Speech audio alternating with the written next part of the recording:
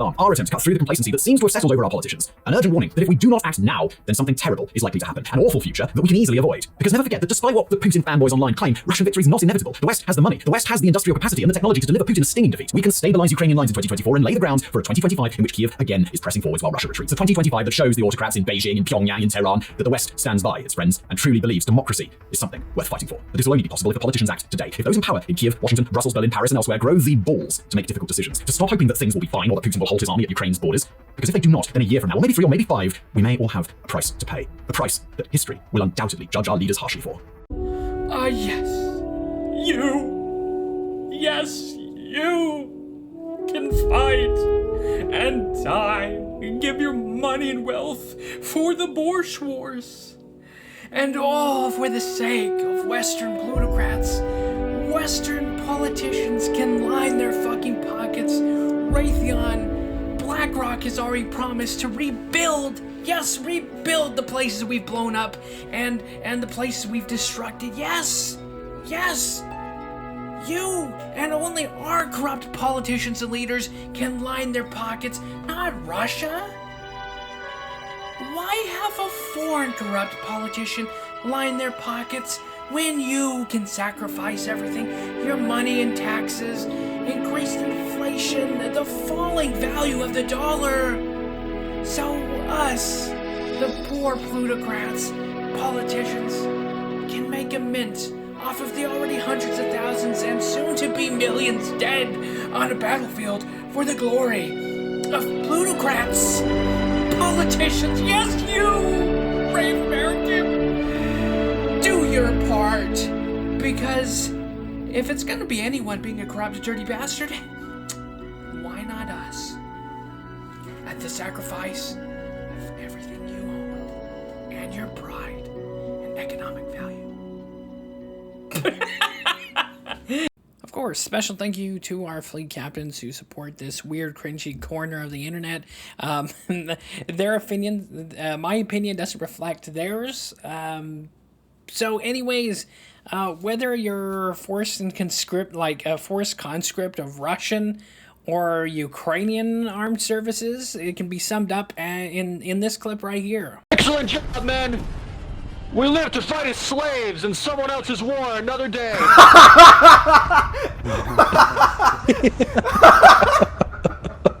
So I've thought about a series of ways I could cover this, but there's no way. I mean, there's been people who voiced their opinion on this while in Ukraine, and they were essentially thrown in a prison cell during winter and contracted double lung pneumonia and died.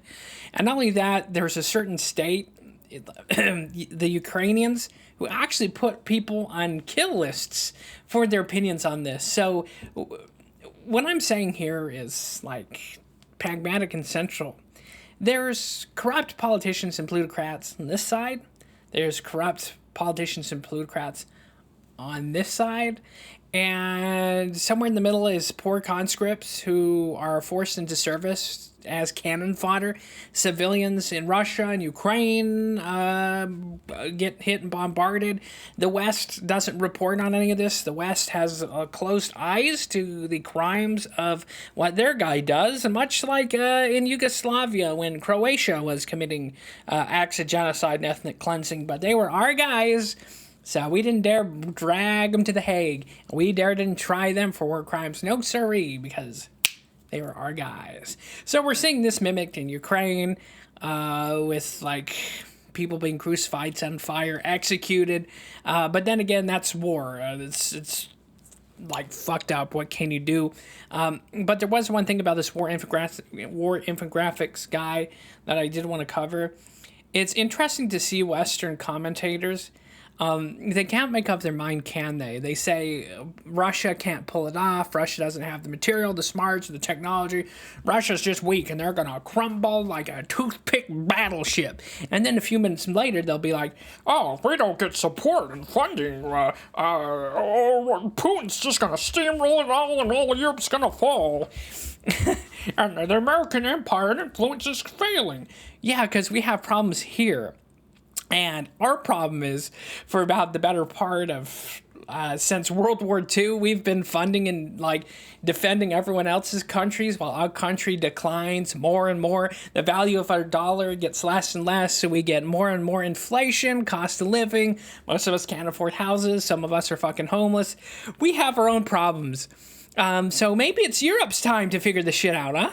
Maybe it's this time you guys put us Americans to shame and you roll up your fucking sleeves and get it done, huh? Show us, us dumb, ignorant, redneck Americans how it's done. You guys are so fucking smart all the time over there. You've got that big brain, that big godless brain over there in Europe. Why don't you solve it, huh? Without coming to our purses and our money. And anyways, with that, that's dangerously close to me saying. But again, the funny retrospective here is if you come at this from a skeptical, pragmatic, neutral opinion, you get labeled like a Russian Putin propagandist. And that's the thing that's rich in Western countries and even Ukraine, where if you speak out about it, it's not just your life at risk, but they will literally accuse you of being a Russian Putin propagandist, even though you have freedom of speech and freedom of religion, that Zelensky has persecuted Russian Orthodox priests and cut power to their churches in the middle of service, because that's what democratic republics do, right? And they also suspend elections. That's democracy, baby. Anyways, it's all obnoxious bullshit.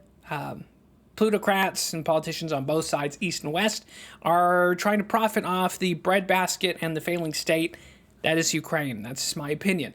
Who knows? Maybe Ukraine can beat back the Russian orc hordes. Maybe they do. Good. But as far as it seems, for my opinion, it's not looking too great. I give them about a year. Anyways, this is my shitty, retarded opinion. But again, Europe, you guys are so... have it so figured out and so fucking smart. Man, why don't you figure this one out, my lords? Without us Americans. Yeah, one more thing. Germany's been buying Russian oil and natural gas through like Indian intermediaries, okay? So they have a middleman still buying oil and gas and energy from Russia that's supposed to have sanctions, okay? So there's that, and it's sanctions aren't doing jack and shit. In fact, here's an added bonus opinion. I think what it has done and why the Russian economy is doing so well, it's essentially isolated them from the runaway inflation, corruption, and depression of the rest of the Western world. It has essentially isolated them from the stupid and disastrous consequences that the West is doing by just printing more and more money like the United States. So they've been isolated. They have a big partner with China trading and Iran. So as far as sanctions doing jack and shit, they might not be able to get American imports like, I don't know, McDonald's, Pizza Hut, or like shit like that. I'm no economics like person. In fact, I'm pretty retarded. But I highly doubt there's not much that they depend on that comes from the West anyway, except maybe like Pepsi, Coke maybe. And I think most of them can go without drinking like carbonized high fructose like corn syrup poison. So I think they can survive quite well with Western sanctions. And if not, there's a black market. So like, again, it's just obnoxious that anyone thinks sanctions actually do anything. And then again, the same thing with Iran, right? When Democratic politicians and diplomats here release like billions of dollars that goes back to Iran that funds like Hezbollah and Hamas and stuff. Like, so why have sanctions for so many years and then just release that money to them? So there's this weird like shit going on with all this. So anyways, that's just been my stupid retarded opinion on it. Hopefully you got a kick out of it or something. I don't know. See you next time. God bless. Stay happy, stay healthy. And again, watch out for the bullshit. There's a ton of it out there. And you never know if some of these commentators are in the pockets of government intel agencies. I'm not accusing war infographics or anything, but I'm just throwing that out there that there could be elements of governments and Western governments and Eastern governments, you know, throwing a few little dollar bills here to get people to say shit. Just saying. So that you never know. There's no transparency with some of these commentators and creators.